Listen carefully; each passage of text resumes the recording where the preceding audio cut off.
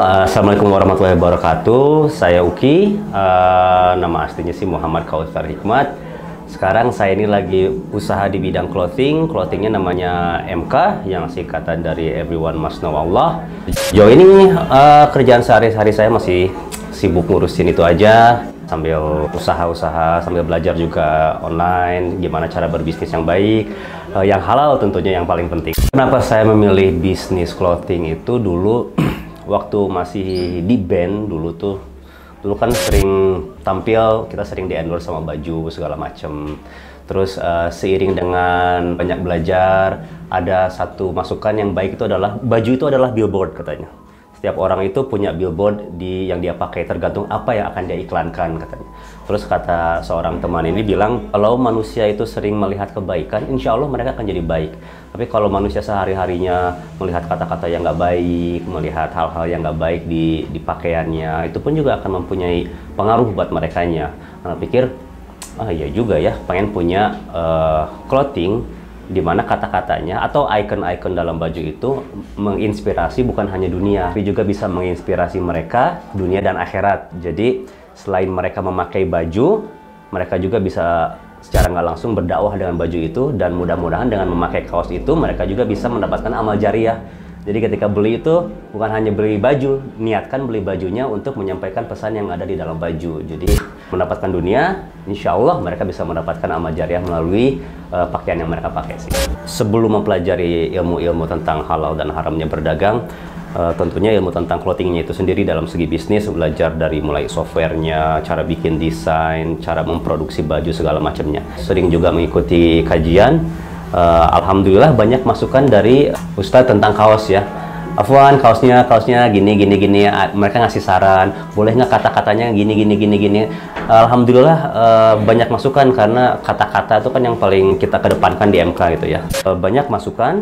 Nah, seiring dengan berjalannya bisnis itu suka ada kayak kajian tentang haram halalnya berbisnis, apa aja yang boleh, apa aja yang nggak boleh. Seiring dengan berkembangnya MK itu sendiri, semakin banyak juga masukan dari Ustadz, dan membuat kita sebagai pelaku bisnis juga semakin memikirkan, oh ternyata bisnis ini nggak semudah yang kita pikirkan tentang ilmunya ya, dalam koridor syar'inya. Kita harus mempelajari juga ilmunya supaya ada ketenangan dalam kita berbisnis, bahwa oh ternyata yang nggak boleh ini, yang boleh ini, dan itu lebih penting karena insya Allah menjadikan bisnis kita juga berkah gitu.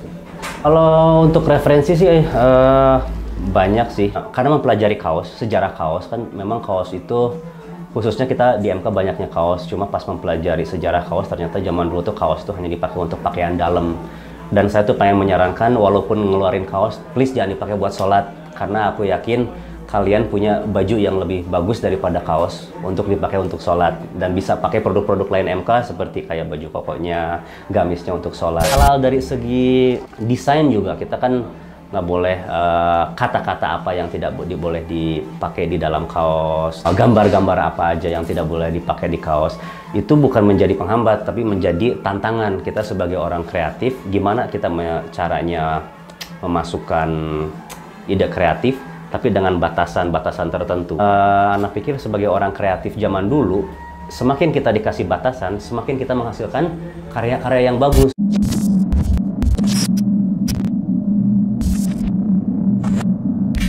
Referensi MK, dulu kan memang MK itu titik beratnya awalnya khusus di t-shirt ya. T-shirt dakwah, gimana caranya menyampaikan pesan-pesan positif pada pemakainya, supaya yang makainya juga bukan hanya beli, tapi beliau juga bisa menyampaikan pesan-pesan positif. Mudah-mudahan juga yang beli juga bisa syiar lewat kaosnya. Ya, ada juga tren zaman sekarang itu ankle pants, padahal kita orang muslim udah dari dulu juga kita pakai tren kita adalah ankle pants. Ya, alhamdulillah dengan seperti itu kita bisa berada di koridor yang halal. Terus kita juga bisa dengan tenang memakai pakaian juga tanpa harus memikirkan ini gimana ya gitu, apakah boleh atau enggak gitu.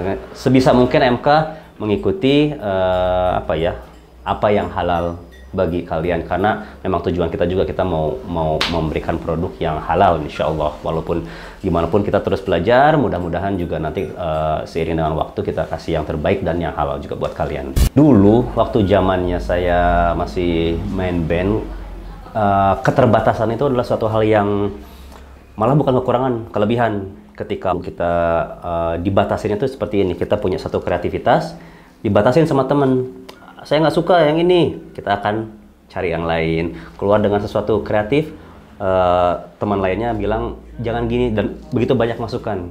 Nah di sini pun juga kita ngerasain hal yang sama. Begitu kita mau kreatif, ada lampu merah syar'inya yang nggak boleh dibatasin. Nah pembatasan itu bukan sesuatu hal yang menjadi negatif. Kita kan diatur sama Allah ya, apa yang boleh, apa yang haram, apa yang halal. Nah ternyata itu tuh jangan diperlakukan sebagai sesuatu hal yang aduh ini menyempitkan kita. Ternyata Allah tuh memancing, kamu harus lebih kreatif. Ini ada haram, ada halal, tapi coba kamu kreatif lagi. Dan ternyata buat anak pribadi ngerasain itu bukan kelemahan, tapi itu malah menjadi pemacu untuk kita lebih berpikir lagi.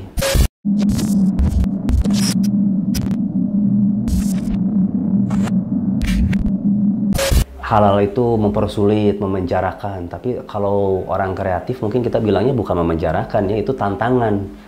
Bahwa kalau kamu keluar dari koridor yang haram itu akan menjadikan kamu manusia yang lebih kuat. Seperti halnya kita puasa di bulan Ramadan.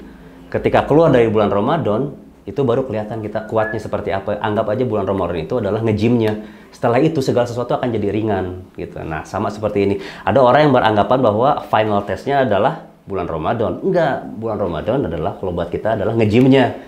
Setelah ngelewatin itu semua akan jadi mudah. Nah sama seperti dunia kreatif buat kita. Begitu kita dibatasin, terus kita menemukan celah-celah yang bisa keluar dari keterbatasan itu kesananya akan insya Allah jadi jauh lebih mudah. Targetnya karena kita lihat ngaca ke diri saya sendiri gitu. Saya pengen punya market seperti saya, buat siapa aja, anak muda sampai mungkin usia agak dewasa, untuk bisa pakai kaos sehari-hari dengan tema juga nggak terlalu. Memang kadang-kadang kalau lihat produk-produk Muslim tuh tulisannya mungkin Arab segala macam, dan memang jelas-jelas kalau di MK pesannya yang diutamakan, pesannya yang harus sampai, nggak harus terlalu hard selling karena kita nggak menjual agama juga di situ gitu.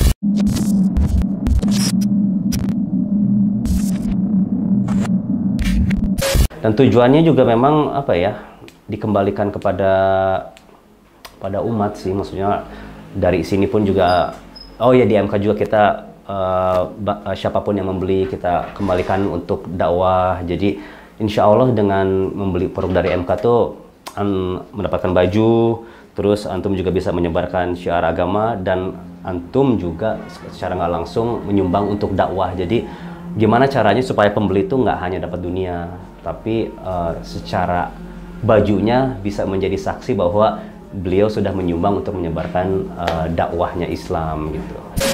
Nah, tanpa disengaja pasar MK tuh seperti ini ya. Dulu tuh awalnya bikin clothing karena sarannya teman-teman yang udah lama di clothing, sebisa mungkin bikin pasarnya yang umum aja. Kalau Islam tuh pasarnya sempit, nanti nggak akan ada yang beli, anak pikir. Sempet mau ke arah sana, tapi kembali ke niat, kan niat anak itu bukan untuk apa ya, buat memang pengen bikin yang enggak, tapi justru sengaja untuk pasarnya Muslim. Secara dunia memang kita harus ngambil pasar sebanyak-banyaknya, tapi niat anak pada saat bikin MK itu adalah ya memang saya pengen ngambil pasar yang sempitnya itu. Alhamdulillah secara nggak sengaja pasar itu terbentuk sendiri gitu. Bahwa ternyata ketika Anda mau ngambil pasar yang banyak, ternyata nggak banyak yang beli. Ternyata pas pasarnya dispesifikan, ya alhamdulillah ternyata banyak yang respon gitu. Alhamdulillah malah menghasilkan pasarnya itu sendiri ya. Dilihat juga kan kalau kita lihat dari sosmed, kita bisa lihat yang beli itu siapa aja, usia berapa aja. Alhamdulillah semuanya terbentuk sendiri pasarnya, bahkan sampai umur 40 tahun juga masih ada yang pakai, alhamdulillah. Dulu juga baru bikin baju tuh 5 artikel, sempat ikutan juga event-event yang cuma laku berapa biji. Tapi kita tuh sering nonton, anak sendiri sering nonton misalnya orang-orang yang berbisnis, seperti apa sih mereka di awal. Kadang-kadang kita lihat orang tuh udah suksesnya aja ya, kalau anak kebalik lihatnya mereka di awal gimana. Dan memang ada beberapa orang yang bilang kalau belum bangkrut 10 kali nggak akan berhasil bisnisnya. Terus awalnya tahun pertama kedua tuh pasti antum rugi-rugi terus. Nah, itu tuh menguatkan gitu. Jadi kita harus tahu posisi kita sebagai pelaku bisnis di awal, ya pasti pembelajaran. Pembelajaran bukan rugi secara materi ya, justru keuntungan secara pelajaran. Jadi memang itu yang anak alamin selama 1,5 tahun tuh memang belum banyak yang tahu tentang brandnya. Waktu anak keluar juga belum begitu naik. Nah, awalnya alhamdulillah waktu MK itu mulai banyak itu adalah Ramadan tahun kemarin. Ramadan tahun ini. Waktu COVID itu nyerang, banyak yang bilang gimana pada ada banyak brand teman anak yang pada tutup. Nah, alhamdulillah nggak tahu kenapa pas puasa tahun ini malah naik. Karena waktu itu juga Ana lagi belajar gimana sih cara posting jualan online, gimana sih cara jualan online. Secara nggak langsung selama itu tuh dipelajarin gimana cara masang iklan online segala macam. Dicoba dipraktekkan, hasil pembelajaran 1 tahun dan kegagalan itu kita coba praktekin. Alhamdulillah walaupun nggak punya toko secara offline, nggak punya toko fisik, secara jualan lewat WhatsApp, lewat Instagram segala macam, alhamdulillah titik baliknya di situ. Dan baru tahun ini tuh, baru lebaran sekarang baru memikirkan, oh ini bisa berjalan nih. Awalnya kan kalau bisnis 1 tahun tuh kita pikir, kayaknya nggak bisa deh, kayaknya kita nggak sukses nih. Tapi karena pengalaman dulu, ya waktu dulu di band juga sama, banyak sekali ngalamin kegagalan. Positifnya adalah bahwa kegagalan tuh belum tentu kegagalan secara total, tapi begitu kita gagal ternyata banyak ilmu yang didapat. Itu terus aja digas. Alhamdulillah tahun ini baru benar-benar mengukuhkan diri, oke, saya mau serius di bidang ini. Dulu juga awal keluar itu kan sempat berpikir kayak gini ya, kita keluar dari band, ilmu apa sih yang mau dipakai sekarang gitu ya. Kadang-kadang setelah keluar, tapi nggak mungkin Allah memberikan kita pengalaman setelah itu disia-siakan ya. Nah, alhamdulillah zaman sekarang nggak kayak zaman dulu, dimana dulu kan kalau nyari ilmu tuh susah ya, harus kita nyamperin kemana-mana. Nah sekarang udah adanya beberapa platform online, kita bisa belajar segala sesuatu di online. Itu mempermudah kita untuk belajar. Nah, buat kita sebagai orang muslim, kita punya basic bahwa ya kita harus belajar. Agama pun juga kita harus belajar. Agama harus belajar, dunia juga harus belajar.